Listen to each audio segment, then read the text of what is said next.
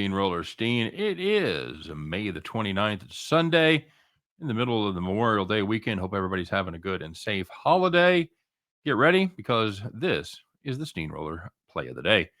Before we get rolling, of course, I want to remind you to smash that like button. Appreciate the effort on everybody's part.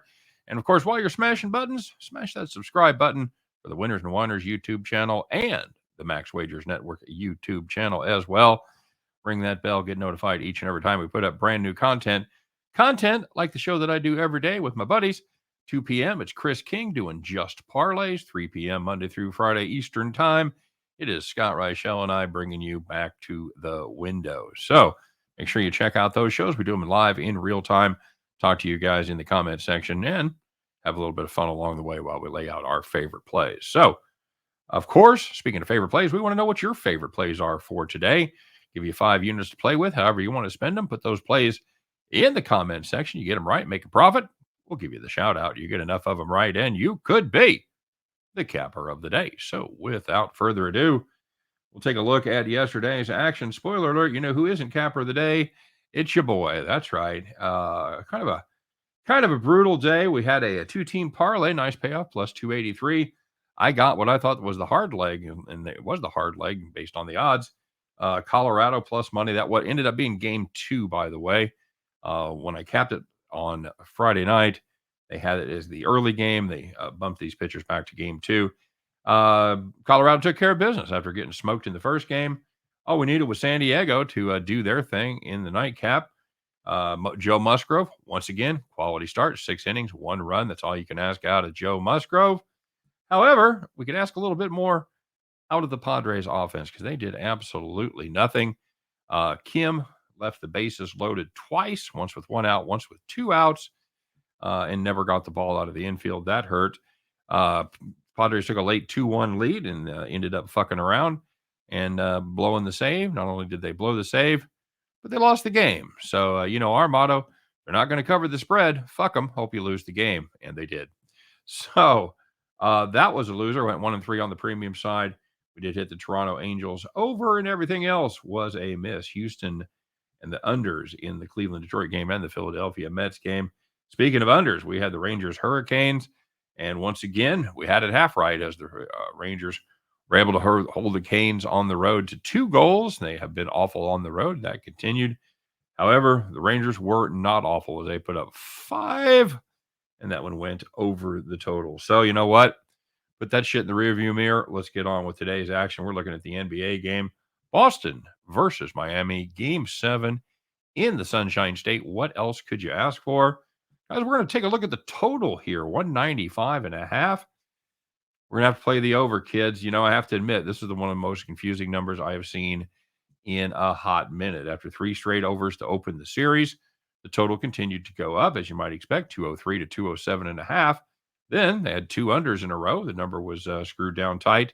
And for game 6, 201.5. So game 6, both teams ended up looking competent, or even a little bit better than competent on the offensive side. Game ended 214.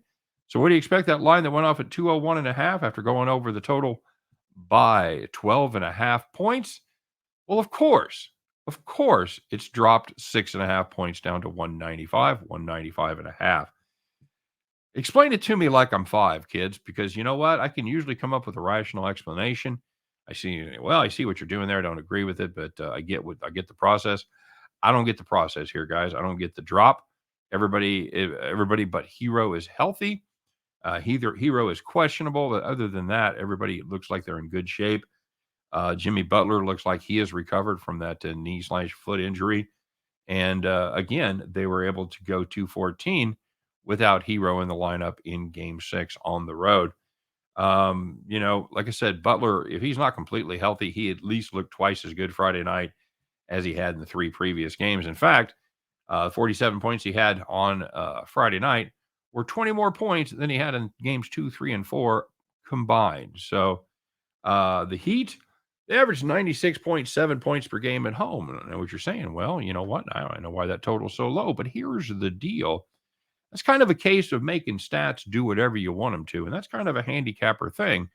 Obviously, if we're trying to make a case for a play, we're going to probably lean heavily on the positive stats versus the negative stats, and That's what somebody would making the case for the under would say. They've averaged 96.7 points per game at home. But here's the deal. Game one, with a healthy Butler dropping 41, Miami scored 118. The game landed 225. The next game, when he was hurt, he still played, but he was hurt. He still went for 102. The defense was awful, but that game still landed 229 because the Heat, like I said, they gave up a ton. The game freshest on everybody's mind, and I think the one that's really kind of unduly influencing this line, that's the 80 points they put up in game 5 in Miami. But again, there was something that happened in that game that I don't think is going to be repeated, and that was Butler, Strus, and Lowry going 1 for 17 from downtown, and those three players combined for just 17 points. Now, even if Hero can't go, you think we might get a little more than 17 points out of those three spots? I think it's a very, very strong possibility. Look, guys, this game goes under. I'll tip my cap and I'll say, you know what? Well played. You had it. I didn't. And I'll move on with my life. But I got to say, so many things pointing in the other direction. I just wouldn't respect myself in the morning if I didn't play the over here. Give me the Boston Celtics, Miami Heat, game 7, over 195.5. At the end of that one, you guys can join me as we pick up our winning tickets and head back to the window. All right. You guys know how I did on the day. Let's check in with y'all. Brutal day in the comment section as well. There were some money makers out there. Let's talk about them for a minute, shall we? Thomas Bowe going 1-0 plus 500. He had the St. Louis Cardinals. They broke out big time in that game. Figure the one game after theory, I had him in the over for a premium on Friday night. So, of course, Saturday is going to blast over the total. The Butcher still killing it on golf this week. I believe that's 3 for 3, my friend. He goes 1-0 plus 500. He had Smalley plus a half stroke over Hoffman. Didn't need it. Jan Dudley tried his hand at a few parlays. Goes 2 and 3, but plus 361. Nicely done, Jan. Doc Brown going 3 and 2. He's eking out a profit, 3/4 of a unit at plus 75.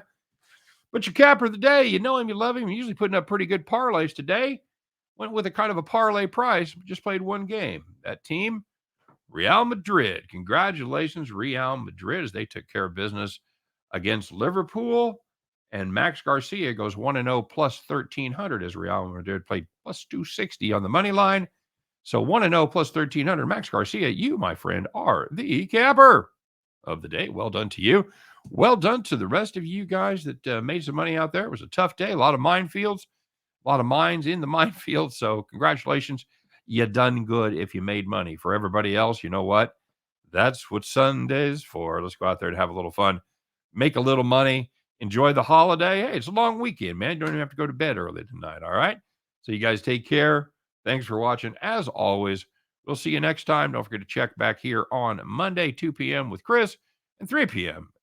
With my partner, Scott Reichel, as we do our very best to help you guys in that journey to head back to the window. Take care, everybody. We'll